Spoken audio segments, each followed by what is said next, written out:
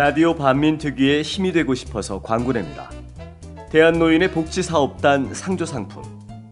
월 3만 원으로 믿을 수 있는 상조상품 준비하세요. 영업이익은 100% 주권방송에 기부됩니다. 100%입니다.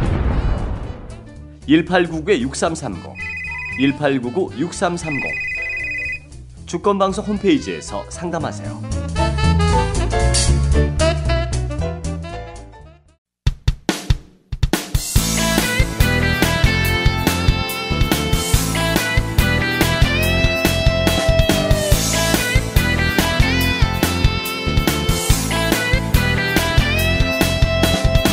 안녕하세요. 개념 있는 여자들의 센수다. 라디오 반민특위 2014 정의충만 선입니다.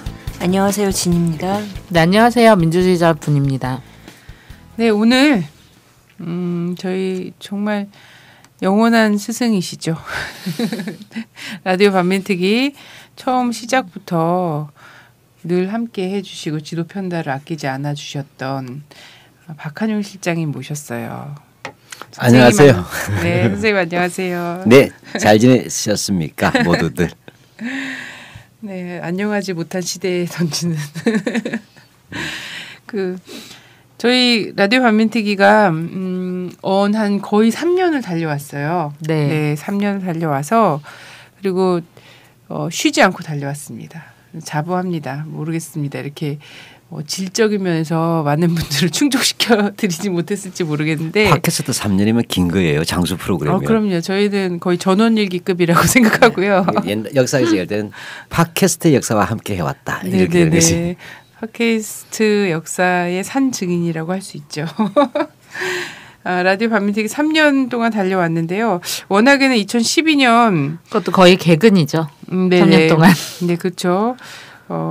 그 어떤 멘붕이 오더라도 그 날로 일어서서 방송을 한 저희 방송 많은 분들이 사랑해 주셨고 했는데 저희가 워낙에는 2012년 한 해 그렇죠. 유신 부활을 내다보면서 그렇지 않았습니까? 정말 완전 점장이죠. 대선에 저도 그 다음 날 방송하고 네네.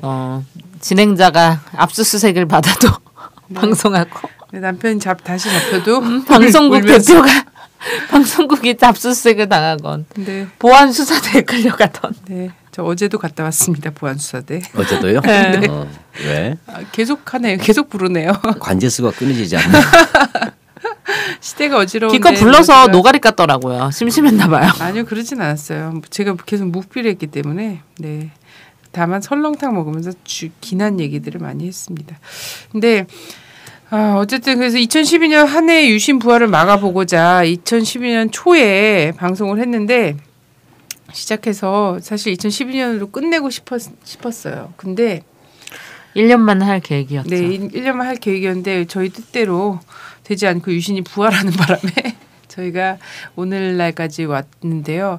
한번 비약의 어떤 계기가 좀 필요한 것 같습니다. 그래서 저희가 라디오 반민특위 3년 1시기라고 생각을 하고 이 시기를 약간 마무리를 하겠습니다. 그래서 11월 말까지 오늘 녹음한 거 하고 한 차례 더 우리 라반특 열성 회원들과 함께 하는 방송 녹음 이것을 끝으로 해서 여러분께 라디오 반민특위는 인사를 좀 드려야 될 것 같고요. 1시기 라디오 반민특위 좀 더 새로워진 모습으로 새해 인사를 딱 드릴 수 있도록 채비를 한번 좀 갖춰보려고 합니다. 장비도 좀 새롭게 하고요. 스튜디오도 좀 새롭게 하고 사람도 좀 일신하고 해서 인사를 드리려고요. 마지막 방송에 즈음하여서 마지막 방송 우리 회원들과 공개 방송 하려고요. 네. 다음 주에는 토요일 날 2시 네. 마지막 방송을 저희가 하려고 해요. 네. 예, 그래서 그날 일부러 29일? 토요일로 함께 많은 분들 같이 하고 싶어서 토요일로 잡았어요. 그래서 29일이고요. 많이 와주시면 앉을 데가 없어요.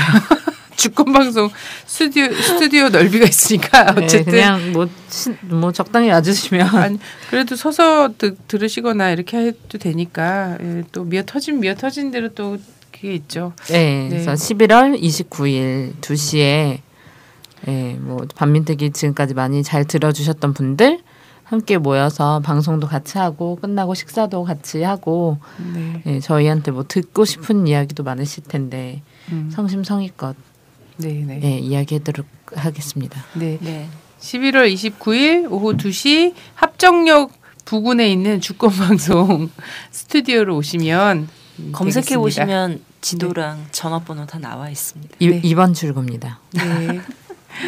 자, 그래서 선생님을 모셨습니다. 박한영 선생님을 저희가 첫날 1회도 같이 했잖아요. 1회 같이 녹음하고 그게 3년 전이란 말이에요, 벌써. 네네. 네. 그날 날렸습니다. 10분 녹음되고 녹음 다 날리고 다시 녹음했던 그 정말 저는 경로했습니다. 선생님 경로에서 완전 혹평을 하시며 이 방송이 잘 될 리 없다며 막 초를 치시며 이랬는데 저희 어쨌든 장기적으로 좀 장수를 누렸고요. 제가 그렇게 악담을 했나? 네. 그랬었어요. 곱창 전골 드시면서요 막 악담 엄청. 나 기억 안 납니다. 네. 곱창 전골 본 적도 없고요. 그랬습니다. 망원에서 시작을 했었는데 망원역 부근에서 선생님 모시고 오늘 왜 올바른 사관을 세우는 것이 중요한가? 예, 도대체 한국 사회에 얼마나 이 뿌리 깊게 이 식민 사관, 그죠? 주인이 없는 사관이에요. 이것이 지금 뿌리 깊게 내려져 있는지 이런 것들에 대해서 다시 한번 좀 짚어보면서 라디오 반민특위 3년의 세월을 좀 반추하는 그런 시간을 좀 마련했습니다. 네, 뭐 가장 인기를 끌었던 주제가 아닐까. 네. 뉴라이트 역사관. 네, 그렇죠. 네.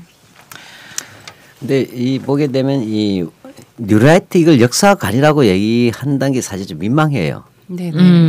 사관이라고 할 때 뭔가가 좀 갖춰져야 되잖아요. 네, 그렇게 될 때 그런 어쩔 수 없이 이제 달리 부를 말이 없어요. 왜요? 너무 이런 일이 없었기 때문에. 네네. 그래서 이제 우리가 뉴라이트 역사관인데 크게 봐서 이건 제국주의 사관이에요. 네, 그렇죠.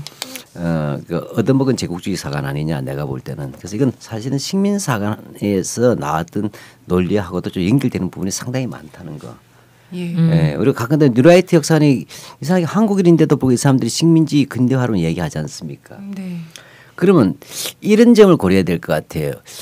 분명히 이 학자들 뉴라이트 쪽에 이영훈 같은 사람들은 우리는 식민지 사학하고는 관계없다. 식민사관하고는 아무 관계없다 하면서 일본 우익하고 비슷하다 그랬더니 왜 우리가 일본 우익하고 같느냐. 또 심지어는 2005년도에 뉴라이트 대한 교과서 나왔을 때 MBC 뉴스에서 한국판 후쇼사 교과서다 이랬더니 막 고소까지 하겠다고 그랬었잖아요. 네. 굉장히 정체성이 뭐지? 네. 쪽팔린 거 안다는 거예요. 옳고 그러니까 그른다는 건 안다는 거예요. 아니 그러니까 자기들은 다르다고 생각할 수도 있어요. 주관적 환상. 네. 근데 문제는 뭐냐? 자기들은 거부하는데도 어떻게 하면 자꾸 닮아가는 이 거역할 수 없는 운명의 흐름. 그 운명 거역할 수 없는 운명의 날줄과 시줄이 있다는 거죠. 그 시줄이 잘 봐야 된다는 거예요. 그래서 어떤 점이 같은가? 어떤 점에서 이들은 일본 극우의 오만방자한 역사관, 그 극우의 뿌리가 일본의 극우 사관의 그 식민지판이 식민사학 아니겠어요? 네. 그래서 무엇이 가능하게 볼 필요가 있을 것 같아요. 그래서 우리가 조금 복습한다는 의미에서 식민사학부터 조금 점검을 좀 해볼 필요는 있을 것 같아요. 네네. 네. 그래서 우리가 오늘 뉴라이트 역사관 이야기뿐만 아니라 여러 가지 좀 많이 하겠죠. 할 때 있어서 이 사관이라 무엇인가라고 할 때 그걸 또 여기서 또 공부하듯이 이야기하면 얼마나 짜증나겠어요. 네네. 네, 그렇게 보기보다는 역사를 바라보는 눈, 관점이라고 하는 게 뭔가, 관점은 무엇이 필요한가, 그리고 이런 역사를 바라보는 관점이 있다고 해서 무조건 사관이라고 할 수 있는가, 해악을 끼치게 되면 또 다른 문제가 되겠죠. 그래서 그런 얘기를 좀 풀어보면 좋겠습니다. 이 식민사관이 출발하게 된 배경이 있을 거 아닙니까? 이 식민사관을 만들어야만 했던 당대 정치적 배경, 역사가 있을 텐데요. 그렇죠. 그거가 없이는 그냥 이거 그냥 식민사관이다 이렇게만 이야기할 수 없는 부분이 있을 것 같아요. 네. 이게 왜 출발의 배경 이런 부분이 뭔지 좀 이야기를 해주시면 이 식민사관의 뿌리와 역사들을 더 잘 알 수 있겠죠. 네. 그래서 이건 제국주의 시대로 거슬러 가야 돼요. 19세기. 어찌되고 근대 역사학이라는 건 서구에서 만들어준 거 아니겠어요? 그러니까 이제 서구 역사학의 영향을 받으면서 일본의 그 식민사학이 등장한단 말이죠. 그래서 결국 뭐냐면 이 모든 것을 제가 나중에 하나 딱 깨게 되면 신진화론이에요. 그래서 전에 한번 얘기를 했던 것 같긴 한데 오래간만이니까 서구의 제국주의자들이 식민지를 만들었어요. 아시아, 아프리카, 라틴 아메리카에. 그러면 핵심이 뭐냐면 이런 문제 제기를 할 수가 있겠죠. 왜 너희들이 뭔데 우리를 지배하고 노예로 삼느냐 문제 제기가 있단 말이죠. 네. 더구나 너희들은 뭐죠? 내 이웃을 사랑하는 예수님을 믿는 기독교 신자인데 왜 이렇게 처절하게 우리를 압박할까라고 할 때 이들이 만들어내야 될 답변거리가 필요하잖아요. 네. 이러한 부분에서 그들이 뭐냐면 이 제국주의에서 가져오는 것이 바로 진화론이죠. 그러니까 다윈의 진화론 잘 아시지 않습니까? 네. 근데 다윈의 진화론이라고 하는 것은 잘 알다시피 약육강식, 적자생존, 그다음에 또 우승열패. 약육강식 아시고 적자생존 아시지만 우승열패는 한자 풀으면 우수한 종자는 이기고 열등한 것은 패배한다, 도태된다는 얘기죠. 한마디로 강자에 대한 그렇죠. 예찬이죠. 예. 다윈 자체는 그걸 얘기하려고 한 건 아니었죠. 예. 이제 생물의 진화론을 할 때 이 당시 우리 다윈의 관점은 오히려 창조론과 대결하는 것이었단 말이에요. 네. 그래서 뭐냐 진화의 고리들을 발견해내는데 그 진화의 과정의 동력들을 이제 그걸로 설명한 것이죠. 그런데 이 부분을 스펜서라고 하는 사람, 스펜서라는 네. 사람이 다윈의 진화론은 자연계만이 아니라 인류 사회에도 그대로 적용될 수 있다라고 얘기한 것입니다. 네. 인간 사회에서도 약육강식, 우승열패라고 하는 원리가 적용이 된다라고 얘기하면 네. 이러면 게임 끝나는 겁니다. 그렇죠? 그렇죠. 예. 그러니까 정체되어 있는 너희들은 예. 타율성에 젖어 있는 너희들은 사대주의에 젖어 있는 너희들은 늘 무언가를 섬기고 그 종속되어 있던 너희들은 지배받아야 마땅하고 그 열등한 존재가 되는 거죠. 근데 이것을 이제 뭐라고 불렀냐면 소셜 다이니즘, 사회 다인주의 또는 사회 진화주의라 불렀단 말이죠. 네. 자, 근데 이 사회 진화론이라는 것이 그 자체로서 힘을 발휘하지는 않아요. 시대 풍조하고 결합이 되는 것이죠. 예. 우리가 흔히 말해서 사사기라는 것이 하나의 사조로서 유행하려면 그 시대적 분위기가 맞물려야 되는데 이때 이 사회 진화론은 당연히 그 시대와 맞물려서 나왔다는 게 중요하단 말이죠. 이게 바로 제국주의와 시대와 맞물렸다는 것이에요. 이 제국주의자들 딱 보기 사회 진화론이 아주 남의 나라 식민지를 먹는 데 대해서 아주 설명이 딱 좋은 틀이었다는 거예요. 네. 왜냐하면 적자생존 야구경쟁하면 이렇게 되죠. 너희는 왜 우리를 지배하지 않을까? 몰랐냐? 원래 인간 세계라고 하는 것도 자연하고 똑같아. 먹고 먹히는 것이 기본적인 발전이야. 서러우면 출세해. 뭐 이런 거잖아요. 출세 이전에 법칙이다. 네. 운명이다. 그게 어떻게 사회진화로 가르쳐야 되겠죠. 식민지 주민들에게 네. 보급해야 되겠죠. 그러니까 사회진화의 전 세계를 풍미하는 겁니다. 이게 사회진화에 쭉 퍼져나가는 속에서 뭐냐 적자세정 우승열패 하는데 그 말을 들은 식민지 지식인들이 봤을 때 맞는 것 같거든. 왜? 진짜 먹히고 있잖아요. 네. 그러니까 야 정말 됐어요. 그래서 일단 이게 하나가 돼 있어요. 또 하나가 있어요. 그렇다 하더라도 꼭 우리 먹으러 와야 돼? 니들끼리 가서 적자 생존하지 왜 먼 데까지 왔어 하니까 우리도 하고 싶어서 그런 건 아니야. 근데 뭐야 하나님의 미션 때문에. 미션.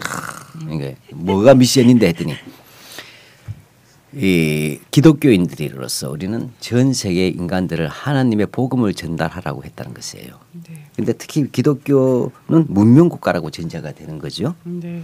즉 기독교 문명화를 시키라고 하는 것이 하나님이 우리에게 부여되는 것이다. 다시 말하면 하나님이 우리 백인들에게 지어진 의무였다. 화이트 맨즈 버든이라고 해요. B-U-R-D-N이 버든, 짐, 부담 이런 뜻이잖아요. 그게 그 문창극의 일제 식민 지배는 축복이라는 말과 이렇게 나오는 거죠. 그러니까. 그렇죠. 버든이 우리한테 축복으로 오는 거야. 네. 근데 영어로 하면 버든 썸 하게 되면 독특한 이미지가 있어요. 이런 게 나도 좋아서 하는 건 아니야 임마. 하나님의 뜻이니까 임마 니들 일일이 찾아다니면서 일일이 문명 개화시켜 주는 거야 이런 뜻이에요. 그래서 버든 선하면 무거운 성과신 이런 뜻이 있잖아요. 묘하죠. 아주 그러니까 뻔뻔한 얘기. 그래서 뭐냐 이것을 화이트 맨스 버든이라고 얘기한 사람이 누구냐면 정글북을 썼던 키플링이에요. 바로 이 소설 정글북의 내용은 뭐예요? 빨간숭이, 모글리, 빨간숭이라는 뜻이잖아요. 네네. 이 모글리가 야생에서 늑대, 짐승의 세계에서 크는 거야. 그런데 누구죠? 대령의 딸, 영국인 대령의 딸을 만나서 문명 개화하는 이야기잖아요. 네네. 이게 성만 바뀐 그 뭐냐면 코드가 포카혼타스잖아요. 아니 뭐 바보들과 평강공주도 아니고. 뭐 그런 거네 또 듣고 보니. 예. 이런 것이 그다지 풍부한 거예요. 우리가 또 말이 좀 빗나가지만 피터팬은 마찬가지잖아요. 네. 포카혼타스는 다 아시죠? 인디언 여성이 예, 그렇게 영국인 남자 만나서 그죠 문명개가 되는 얘기인데 결국 적응 못해서 비참해 죽어요 사실은. 피터팬 같은 경우는 네버랜드잖아요. 네네. 에버랜드가 아니야. 용인의 에버랜드가 아니라 남미 네버랜드예요. 네. 다시는 올 수 없는 땅, 가질 수 없는 땅이 있잖아요. 이건 영국이 뭐냐면 미국한테 뺏긴 지역이잖아요. 그렇죠? 미국 나와버리니까. 네. 이 속에서 뭐냐 가는 영국인의 감성이에요. 1차 세계대전의 전쟁 분위기 속에서. 그러니까 영국이 어느 새 관리하지 않는 나라는 뭐야? 카라비안 해적이 날뛰는 동네예요. 인디안의 원주민이 날뛰고. 그렇지. 그 속에서 뭐죠? 성장할 수가 없어. 네. 피터팬 성장하지 못하면 웬디를 만나야 돼. 맞아. 이런 게 전부 다 사실 모글리 정글북이라는 것은 바로 이 키플링은 영국의 식민지 관리의 인도였어. 그러니까 그런 제국주의 분위기. 앵글로색슨 순수 혈통을 가진 천사였나요? 앵글로색슨, 화이트 앵글로색슨, 그다음에 프로테스탄티즘 이거 아니겠어요. 그래서 화이트 맨스 버든이란 기독교 소명의식, 다른 말에 기독교 문명하죠. 이런 문창극 나오잖아요. 예. 재밌다. 문창극 여기서 식민지가 아니라 유교에다 적용시켰잖아요. 미국으로 이해가 영국 대신에. 예. 그 제가 여기서부터 시작해야 된다는 거예요. 좀 길더라도 100년의 역사 이전부터 가서 정글북 봤구나. 예. 그러니까 이 뿌리가 얼마나 깊은가. 우리 안에 제국주의예요. 그러니까 그 노예 내부에 있는 노예 근성이 있죠. 네네. 이렇게 해서 뭐냐면 화이트맨즈 버든이라고 하는 기독교 문명화론, 문명 교화론이죠. 우리로 치면 플러스 사회 진화에 들어오는 겁니다. 근데 여기에 대해서 뭐냐면 일단은 그 식민사회에 들어오기 전에 우리 한국 사회에 왜냐하면 이런 고민이 있어야 돼. 왜 우리는 지식인들이 꼭 문제잖아요. 그러니까 여기서 우리가 고민할 것은 여기에 대한 한국 지식인의 19세기 말에 어떻게 대응했는가를 봐야 식민사학과 민족사학이라는 대결이 나올 수가 있어요. 근데 대부분은 완패했어요. 네. 왜냐하면 실제 깨지고 있잖아요. 그러니까 사회 진화론 외에는 다른 게 없었단 말이에요. 그다지 풍미하니까 막수주의도 없었고 인도주의도 없었단 말이에요. 이렇게 되는 속에서 사회 진화론을 하나의 유학 가서 배우거나 책으로 배웠단 말이에요. 네. 요즘 말하면 센세이셔널한 내용이긴 해요. 근데 그걸 받아들인 그 순간에 덫에 걸린다는 거예요. 이 덫이 이제 뉴라이트까지 가는 거예요. 쉽게 말하면. 네. 사회적으로 받아들이는 순간 뭐냐 우리는 두 가지 길인 게 하나는 뭐죠? 제국주의의 약육강식하고 침략을 동의할 수밖에 없어. 맞는 놈이 뭐죠? 때리고 맞는 것이 힘 없는 놈 맞아도 싸 이렇게 정리가 되는 거잖아요. 네네. 이렇게 되니까 한편은 뭐냐면 우리는 안 지기 위해서 뭘 해야 되냐. 그래서 19세기에 늘 나오는 구호가 강해야 산다. 네. 네. 그러니까 부국 강병 식산 흥업 이게 구호잖아요. 그 당시 19세기에 그죠. 그 한편은 그래서 우리도 빨리 강한 나라가 되자. 이제 근대화해야 되겠다 하는 흐름이 나와요. 근데 문제는 아직은 강하지 않으니까 어떻게 현재는 남의 집을 받는 게 당연히 안 당연해요. 당연하죠. 당연하잖아요. 이 사회자는 그래서 스스로 노예를 만드는 아주 무시무시한 사상인 거예요. 이런 부분에 매몰됩니다. 이때 이들 중에 대다수가 괴아파들이잖아요. 누군가 윤치호 같은 사람들. 이사 기독교 신자잖아요. 기독교 조선인은 야만인을 봤어요. 그러니까 야만의 조선인을 근대하게 했으니 기독교 서구 문명의 세례가 필요하다. 네. 근데 우리 지금 힘을 길려면 살아남는데 서로 죽겠다. 근데 뭐냐? 지금 힘이 없이 지배하는 게 당연하다. 그럼 어떻게 하죠? 지배를 받더라도 언젠간 빨리 우리가 독립하려면 뭘 해야 된다? 문명 개화해야 된다가 되죠. 독립운동 해야 된다가 아니라 이해가십니까? 네네. 그럼 어떻게? 한시바삐 문명 개화하기 위해서는 일본의 식민지가 돼서 한 집이 돼서 빨리 일본의 집소에서 영양가 있게 무럭무럭 커서 빨리 힘을 기르면 나중에 독립하게 되자. 이게 일진회가 한일 합방 청원운동하는 논리가 그거잖아요. 우리 스스로는 독립할 능력이 없다. 야만이라서. 그러니 어떻게 한다? 일본과 한 집이 돼서 합방을 했어. 그다음에 그래서 우리가 힘을 키워서 스스로 설 수 있으면 그때 가서 독립해도 늦지 않을 줄로 아래요 하는 거잖아요. 네. 이게 바로 사회 진화론이 한국 사회 지식에 심어놓은 것이고 이것이 바로 친일파들의 것은 오로지 뭡니까? 우리는 문명개화하려고 했을 뿐이다. 그럼 이게 다른 말로 하면 식민지 근대화로 가겠죠? 네. 어제 박정희의 조국 근대화로 연결될 가능성이 있죠. 박정희 그러죠. 근대화를 할 수만 있다고 뭐든지 하겠다고. 네, 이런 식으로 가는 계보가 있어요. 자, 이런 속에서 일본이 들어오게 된다는 것이죠. 그럼 일본이 들어왔을 때 어떻게 했을까요? 일본은 좀 차이가 있어요. 왜냐하면 우승 열패할 때 중요한 것이 인종주의가 결합돼요. 여기서 또. 왜냐하면 그럼 왜 백인종은 문명인이고 황인종하고 흑인종은 시원찮은가 이 문제가 나오잖아요. 종자가 시원찮다 이게 가져간다. 이게 인종주의잖아요. 네네. 그러니까 우열론, 인종 우열론이 나오는 겁니다. 이 인종 우열이 바로 이게 고비노라는 사람이 나오는데 이것이 결합하면 이제 30년대 되면 파시즘으로 가잖아요. 네. 나치즘으로. 네. 그러니까 레이셔널리즘이란 거. 자, 이런 식으로 가서 뭐냐면 이 사회 진화론은 한편으로는 기독교 문명 개화론, 다른 한편으로는 인종주의인데 이때는 인종은 백인종, 황인종 이렇게 되는 것이었어요. 그런데 이게 일본에게 적용된 게 일본도 뭡니까? 이걸 조선에다 적용해야 되잖아요. 조선에 적용하려니까 뭐가 안 맞아요. 다 황인종이잖아요. 다 옐로우야. 이래서 뭐냐 이들은 인종 우열이 아니라 민족 우생학으로 가는 겁니다. 민족 우열론으로. 그래야만 구분되잖아요. 예, 그래서 오히려 백인에 대한 적대감을 자극하면서 그렇죠. 영미 규칙으로. 네. 한편은 그러니까 반백인종 투쟁인을 속여서는 연대를 하고 그다음에 항인종 내에서는 뭐죠? 민족 우열론을 적용하는 것이 조센징 따이가 그렇지 구센이 이렇게 되는 거예요. 그런데 이들이 이제 조선 총독을 만들 때 식민지를 정당해야 되잖아요. 그때 뭐냐 배운 도덕지 서양에서 배웠던 역사관을 자기들도 응용하겠죠. 네네. 그러니까 우리 잘 아는 식민사관 전에도 한번 말씀드린 것 같긴 한데 다시 복사하는 의미에서 식민사관을 꼭 아셔야 되겠어요. 첫 번째가 지리결정론이에요. 이 땅은 그럴 수밖에 없다. 예, 반도성 이론이에요. 반도에. 예, 문제는 잘 아실 거예요. 즉 한반도, 조선반도는 대륙도 아니고 섬나라란 말은 안 씁니다. 그건 우리가 쓰는데 자기네들 해양도 아니고. 그러니까 자기 아이덴티티가 없다는 얘기죠. 이도 저다른 어정쩡한 반도의 국가이다. 반도사관이라고도 불리죠. 그렇죠. 예, 예. 그러니까 바로 이 반도라는 이것이 갖는 지리 결정은 운명이 있다는 거죠. 예. 예, 그 운명이 뭐냐 하니까 이 반도이기 때문에 스스로 자기 독자적인 문화를 만들어내지 못한다. 그럼 어떻게 하느냐? 언제나 대륙 아니면 해양 세력의 영향을 받는다는 거죠. 그러니까 중국으로부터 영향을 받았다. 예. 또는 일본으로부터 영향을 받았다. 이렇게 된다는 거죠. 이것이 뭐냐? 주체적으로 발전할 수 없다잖아요. 예. 이게 타율성론이 되는 것이죠. 타율성론. 네. 그러니까 그래서 항상 의존해야 돼. 주체적으로 두 발로 못 서. 항상 목발을 짚고 다녀야 되는 거예요. 대륙이라는 목발 또는 해양이라는 목발. 근데 만약에 대륙에 혼란이 생기거나 해양에 혼란이 생겨서 내버려두면 어떻게 될 것인가 그죠. 엄마 아빠가 없어지는 거야. 갑자기 고아가 되는 거야. 그러면 양철북 소년이 되는 거야. 모두 키가 안 크는 거야. 네.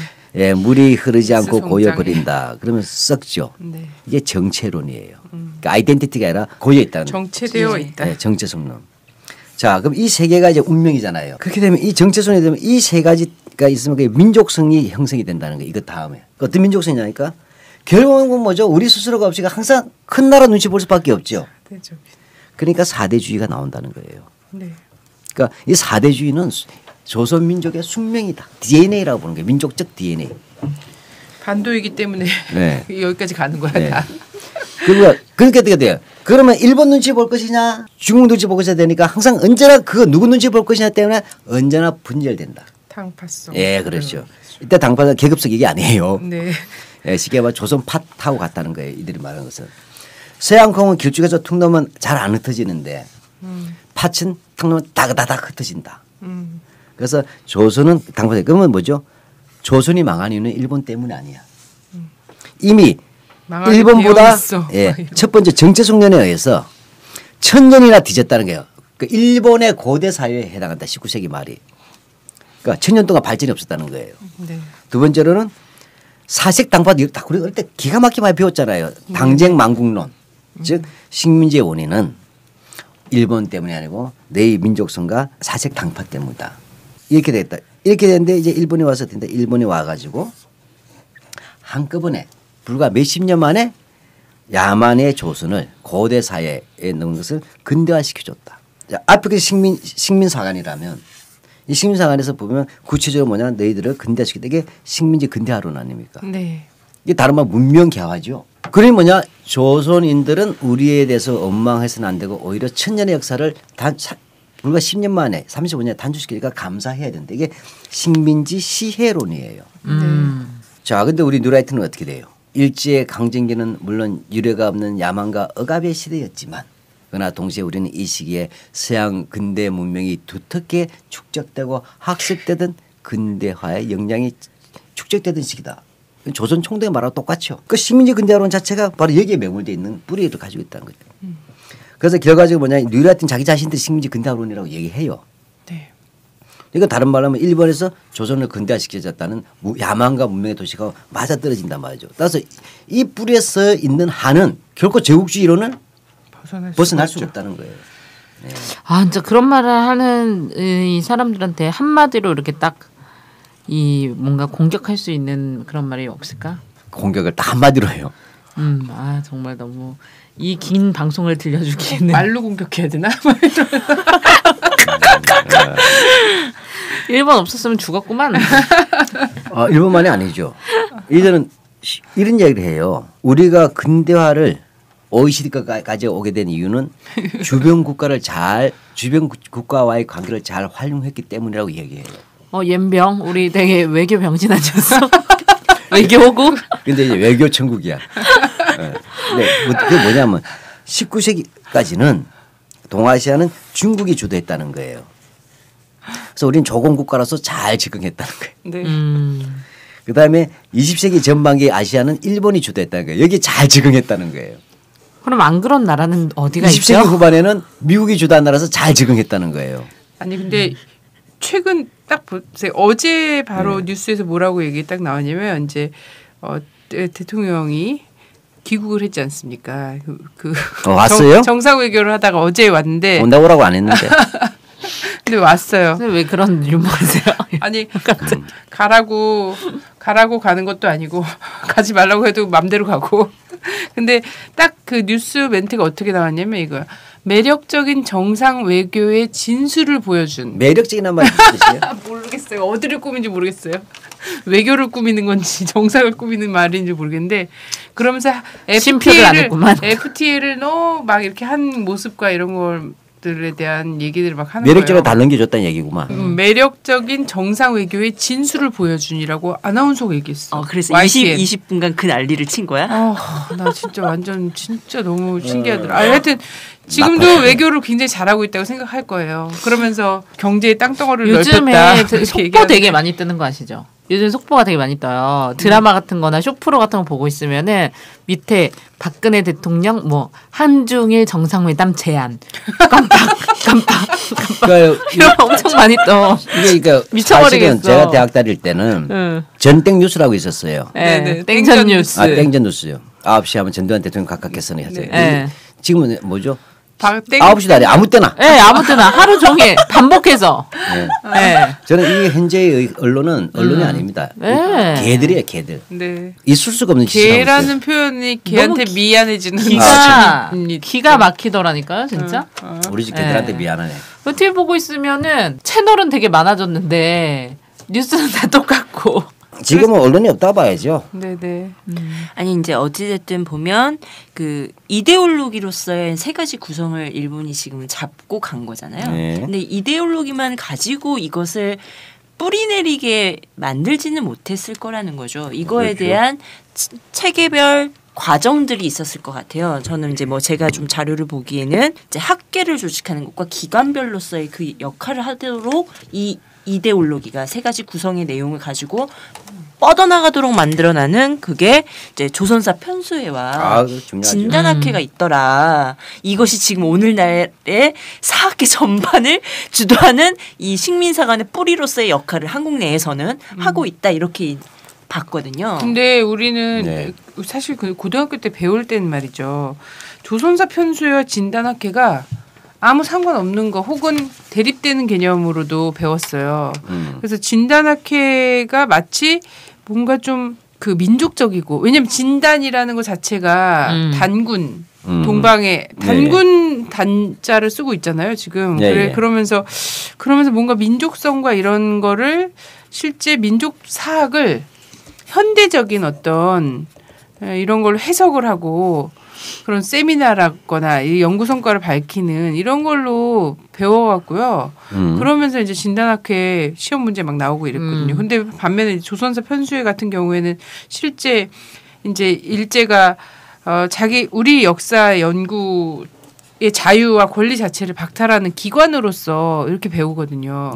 근데 사실은 요즘 애들 아예 그거 자체를 안 배워요. 이거 안 배우나요? 근데 하여튼 이 두 가지가 사실은 역사에서 약간 그 교과서에 들어볼 수 있는 단어긴 하거든요. 단어인데 이런 식으로 배웠는데 알고 보니까 별로 이 사람들인 것 같기도 하고 또 이병도 씨 같은 경우에는 자기가 사실 친일파는 아니다. 왜냐하면 난 진단학회 했었다 이런 얘기를 막 하면서 면죄부로 또 작용을 하기도 하고 하거든요. 네, 교묘한 사기술이 있어요. 네네. 진단학회 자체를 친일 역사단체로 말할 수는 없어요. 아까 식민사학이 있었잖아요. 근데 이 식민사학자 기본적으로 관학자들이에요. 네. 관변학자, 어용학자지. 그다음에 이들이 만든 것들이 조선사 편수회라가 있었잖아요. 이 조선사 편수회를 만든 이 조선사 편수회에 이병도한테 15년 가까이 있었어요. 네네. 그러니까 실제 그쪽에 근무하는 공식 직원 겸 그 이후에는 촉탁 요즘 연구 전문위원 있었어요. 한 20년 역사밖에 안 되는데 15년 있었으면 대부분을. 자 그럼 조선의 역사 쉽게 우리 역사 말살하는 기관이잖아요. 예. 사료 편찬한다. 그 사료 편찬 자체가 자의적이지 않습니까? 식민사학의 근거지를 마련하기 위한 그 실증의 토대를 만들어낸다는 뜻이잖아요. 그 자의적인 목적 의식이 있는 것이죠.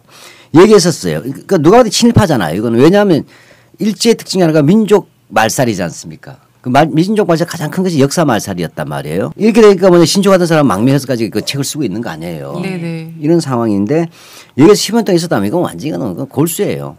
네. 그런데 진단학회는 뭐하고 이제 조선사 편수화가 대결되는 개념은 아니고 네네.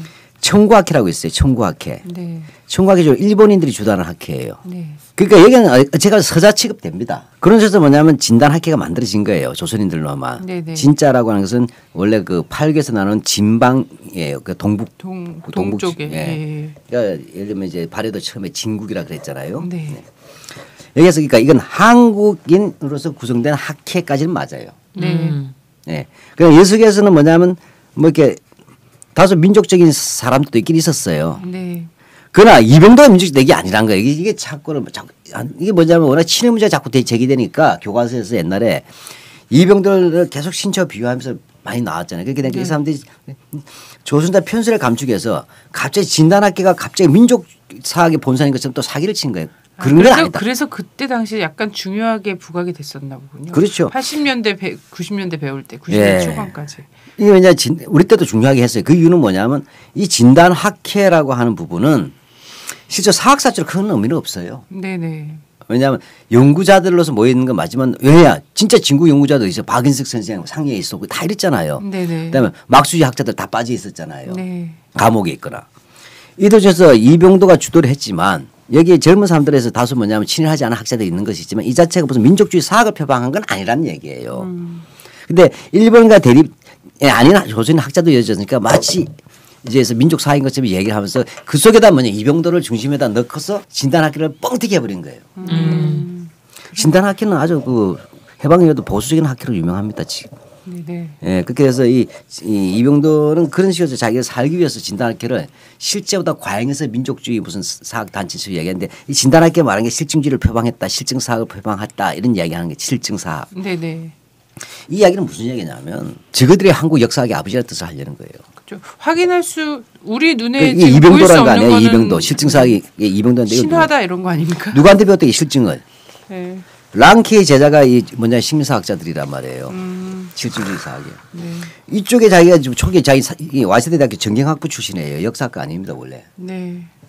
아 사회학부인가 정경학부인가 좀 헷갈리는데. 원래 법학 공부했다 그랬. 그 보성 전문 법학. 네, 그러니까 이병도는 사실 일본인한테 배웠고 그래서 실증주의라는 방문론 배웠겠죠. 내가 실증주의 사관이 아니에요.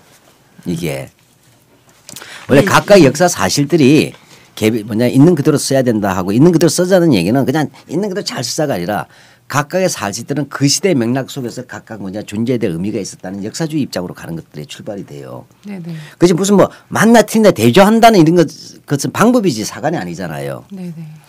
그러니까 이병도는 오히려 랑키 쪽도 다 충분하게 소화를 못한 거예요.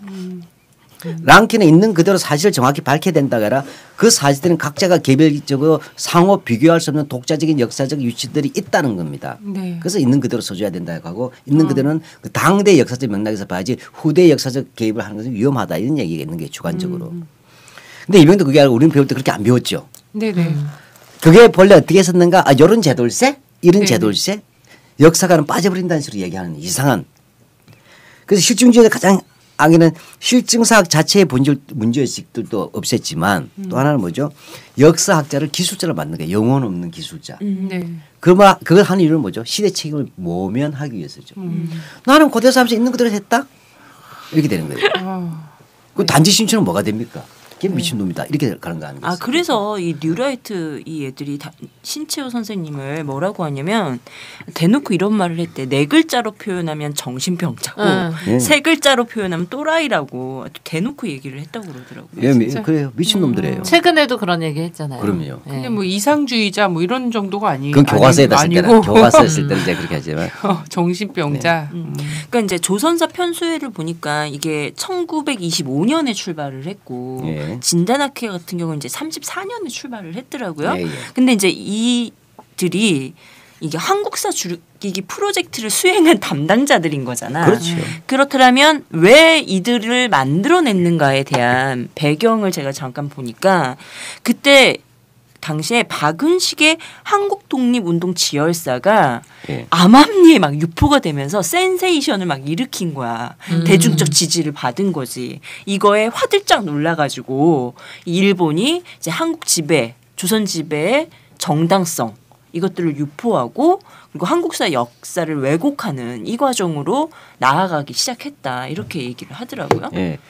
이분에서 특히 진학의 고대사 중심이에요. 게다가. 예. 그 이제 역사 지리 고증 중심이에요. 네네. 근데 그것은 일본의 학자들이 주장 거의 벗어나지 못합니다. 그래서 이 부분에서는 현실에 대한 몰각 있다는 거예요. 근데 고대사 하더라도 또 달라요. 고대사 한다서 그런 현실에 대한 몰에서 외면하냐 그건 아니잖아. 네네. 단지 신치호가 조선 1000년대 제1대 사건 같으면 자주파와 사대파라고 하는 획을 그으면서 이제 현 단계의 망국의 원인까지 구분해내잖아요. 네네. 묘촉의 난을 가지고서. 네. 그러니까 문제는 이런 이병들은 실증 사학을 이야기하면서 우리가 대단한 사학으로 배웠는데 그게 아니라는 거예요. 별거 아닌 것이고. 네네. 실증은 하나의 방법이고 기본이 되는 소양입니다. 그 실증 사학이라는 말은 없고 그렇게 하면 안 되는 거고. 근데 이것이 자기 보신책으로 나왔다는 것들. 근데 진단학이라는 게 34년이라는 건 무슨 말인지 아시겠습니까? 31년에 이른바 만주사변이 일어나요. 네. 준전시 체제입니다. 예. 그리고 있는 학교들이나 모든 단지 다 해체시키는데 이게 만들어졌다는 게 무슨 말인지 알겠습니까? 오른쪽 날개 있지 않습니까? 네. 다만 노골진 친일을 다 집단적으로 시키지 않았다 하지만 근데 이걸 자꾸 뭐냐면 한데 해방후에 이병도가 서울대에 오잖아요. 와서 권력이 되지 않습니까? 그다음에 제2공화국 때 문교부 장관 하는데 예. 누가 들어도 이 사람은 대단한 권력자였어요. 맞아요. 근데 이병도에 대한 얘기가 맞았나? 그 후손이 우리 할아버지는 창씨개명도 안 했다. 무슨 소리냐. 친일이라고 얘기하지 마라. 이런 게 이병도였나? 아마 그럴 거예요. 네. 그 문화재청장인지 하여튼. 예, 예. 뭐 하여튼 했던 사람이 문화청장이 했나 아니면 서울대 총장 했던 양반 했나. 하여튼 이분의 예. 그 손주였는데 그렇죠. 우리 할아버지의 업적과 이런 것들은 좀 별개로 봐줘야 된다. 그리고 창씨개명 안 했다 이런 얘기를 업적 했었어요. 도대체 지금 뭐 별로 없어요. 네, 업적은 완전히 없죠. 신치호 연구에 신치호 사학사 나와도 이병도 사학사 연구 나옵니까? 없어요. 왜 역사로서 사관이 없으면 그 연구사 정리밖에 안 되는 거야. 맞아요. 연구사 정리는 어쨌든 그 분자 썼으면 연구사 정리해 주는 것이고 사학자로서 얘기할 때는 긍정적으로 다른 책이 있습니까? 근데 문제는 이 이병도라는 양반은 서울대를 기반해서 강력한 권력을 구축하고 재생산 라인을 만들어 놨잖아요. 네. 근데 어떻게 됩니까? 해방 후에 막수주의 백남문 같은 사람 월북해버렸죠. 네. 민족주의 사학자 할 때 안재홍 선생 납북되죠. 호랑이가 없는 곳에 여우가 왕도탄다. 제대로 된 사학자들은 다 넘어가고 없죠. 그 속에서 이 정권을 진 거예요. 민망한 예전에 고려대학교 같으면 진단학교 따라 청구학교에 있었던 양반이 고대 교수하고 이런 식으로 되는 거예요. 맞습니다. 그렇게 하고 그다음에 민족주의 사학을 이어받아도 홍익조 선생 같은 분은 왕따 당하고 연시대학교에 있었지만 이렇게 되는 거예요. 네. 그러니까 이런 구도들 속에서 뭐냐면 이들이 사학사 정리하는 거예요. 하면서 한 말이 노골적으로 찬양은 안 되니까 고등학교 과정에 보면 우리나라 근대 역사학이 1930년대 조난식에 탄생되었는데 민족주의 사학은 독립하겠다는 의지는 좋았지만 학문이라 하기 부족했다. 과학성이 없었다는 얘기하니까 그 학문 아니라는 얘기예요. 빨리 얘기하면. 그다음에 막수주의 사학은 계급투쟁 사관이니까 이건 빨갱이다 이렇게 얘기하는 있고 그다음에 그냥 기계적이다. 한국의 특수를 무시했다 이렇게 하고. 근데 세 번째 뭐냐 실증주의 사학은 뭐 다소 독립운동은 좀 부족했지만 역사학을 학문으로 한국 역사를 학문에 반영을 했다 하고 굳이 이병도다 이렇게 돼서 역사학계 태도 이렇게 병두가 태도다 이렇게 된 거죠. 네, 요즘 맞습니다. 마피아들이 되게 유행이잖아요. 역피아죠. 역피아. 역피아.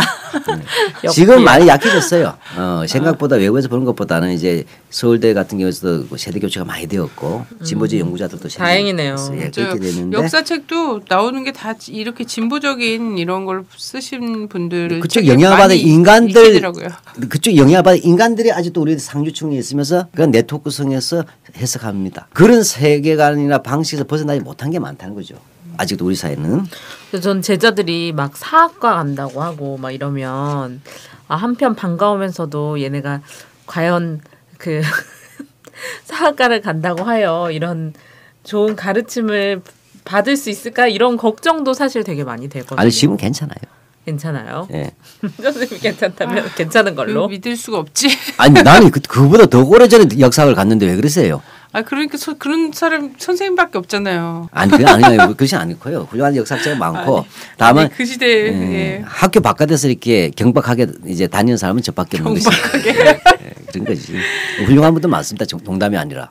네. 그러니까 안심하시고 역사가 오세요. 놀라운 세계를 보여드릴 겁니다. 네네. 안 들어오시는 게 자꾸 이병도만 보이는 거야. 우리가 그래서 식민사학이 그런 식민지 근대화인데 한마디 하면 모든 정당성은 뭐죠? 근대 지상주의고 문명 개화라잖아요. 그러면 뉴라이트는 뭐야? 한마디 하면 아주 간단하죠. OECD 성공 신화를 가지고 보겠다는 거 아니에요. 결과적으로 뭐냐? 뉴라이트 역사는 별거 아니에요. 경제학자 이영훈 그 스승인 안병직이 자기네들 경제학 연구 성과를 일방적으로 역사학에다 적용시킨 거일 뿐이에요. 논리가 아주 간단했다 그랬죠. 제가 전에도 말씀드렸지만 우리나라가 가보니까 아시아 해방 주기에 6.25 때 특히 아프리카의 제일 가난한 나라보다 더 가난했다. 근데 지금 와서 보니 2010년대 와서 보니까 2000년대 와 보니까 산업화하고 민주화를 동시에 성공했다. 이것도 자기 주관적입니다. 네네.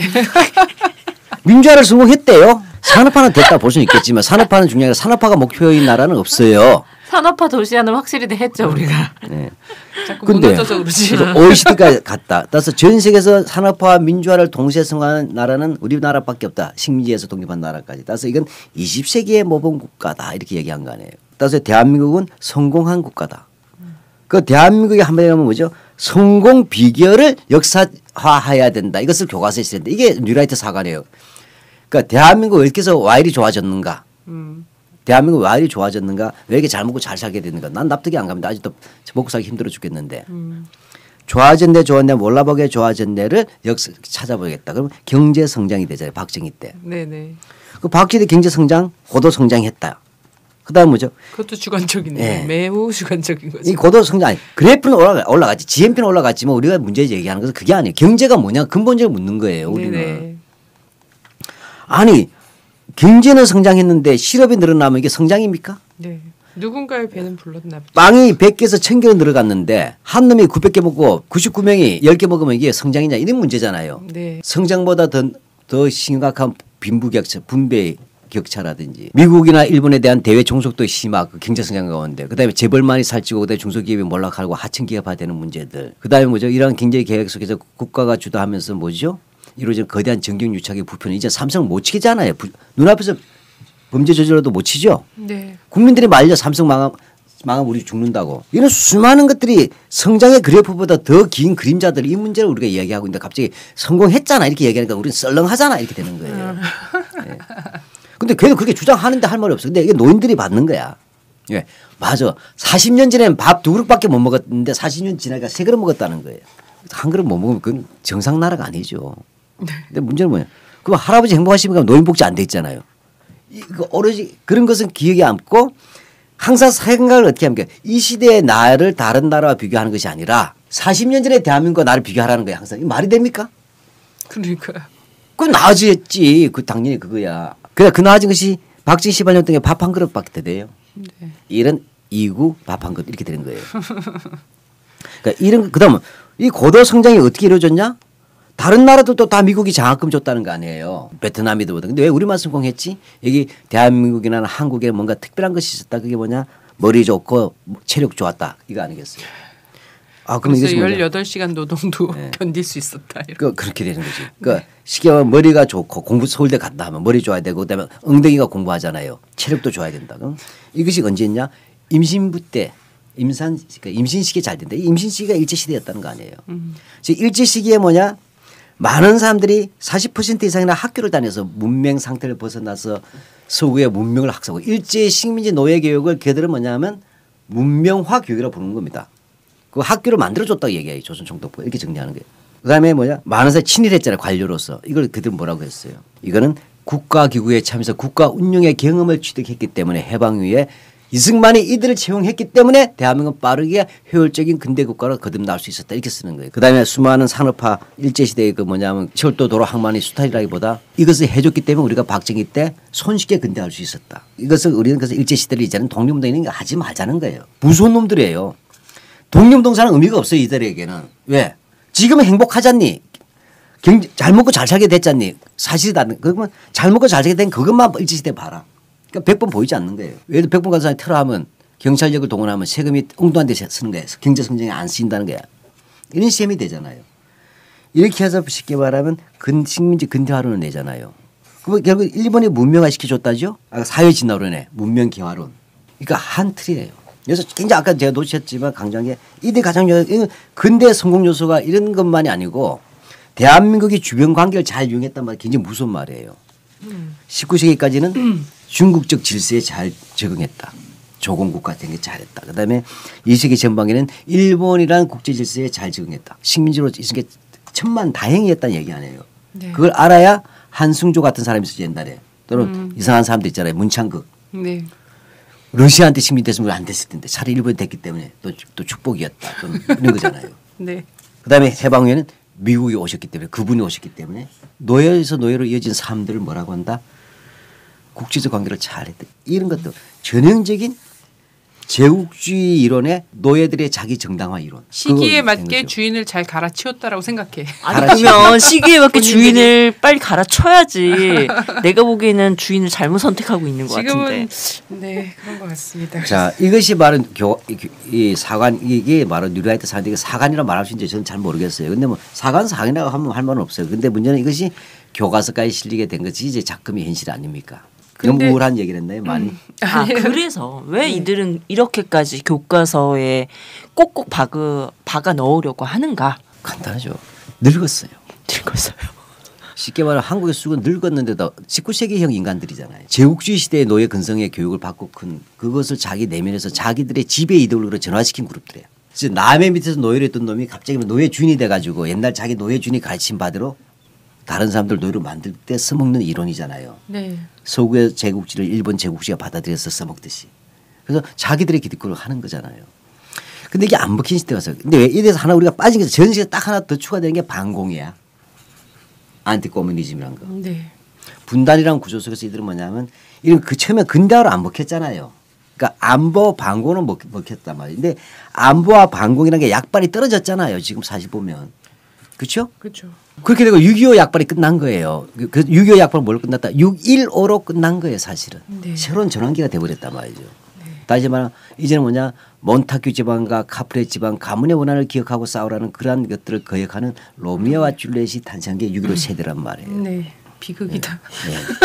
그러니까 가문의 전환이 좀 있어야 되는데. 네. 그러니까 여기에 대한 위기가 있는 거예요. 이 위기는 한편으로는 안보가 먹히지 않는다는 것. 두 번째로 북한에 대해서 새로운 세대가 나온 거예요. 근데 이들을 빨갱이로 봐버리는 거야.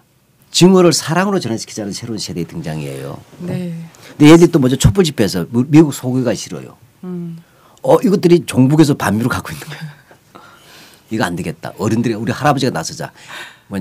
젊은 우리 할아버지가 나서자. 애들한테밖에 안 되겠다. 훈장 내고 월남전 때 쐈던 라이방 끼고 오는 거예요. 네. 그래서 50대들 니들도 할 일 없어 나 따라와 장남들 데리고 오는 거예요. 그래서 딱총 들고 다니잖아요. 이렇게 하는데 이걸로 해서 한편 하면서 부모한테 지금 30, 40대 부모한테 맡기면 안 되겠다. 노무현, 김대중 이 두 놈들이 좌빨의 핵심이고 이 아이들을 종북 좌빨로 만든 게 반미로 만든 것이 정교조 아니냐. 정교조 해체시켜야 된다. 그다음에 이제는 우리가 직접 다스려야 되겠다. 그래서 서북청년단 부활시키고 그다 뭡니까? 세뇌 교육시켜야 되겠다. 그저께도 왔어. 네. 그저께도. 교과서를 자기들이 만들었어. 아 그런데 이제 반격의 10년을 한 거잖아요, 이들이. 예, 반격의 10년을 통해서 이제 교과서를 통해서 이제 딱 집약화 시켜내고 이것을 교육화 시켜내려고 하는 이들을 과연 그들이 꿈꾸는 세상으로 될까요? 사회정의와 평화구현의 이름, 소통과 신뢰의 법률 서비스, 법무법인 정평. 대한항공 칼 858기 사건, 미군기지 피해주민 소송, 내란음모 조작 사건 등 사회적 약자를 위한 법률 지원 활동을 활발히 벌여온 양심적인 법률 기업. 정평은 노동인권, 과거사, 부동산, 기업, 손해배상 등 다양한 분야에 대한 전문적 법률 서비스를 제공하는 전문 법인입니다. 사회적 문제 해결에 기여하겠습니다. 헌신적인 법률 서비스로 의뢰인들과 함께하겠습니다. 02-582-0606, 02-582-0606. 포털에서 법무법인 정평을 검색하십시오. 법무법인 정평.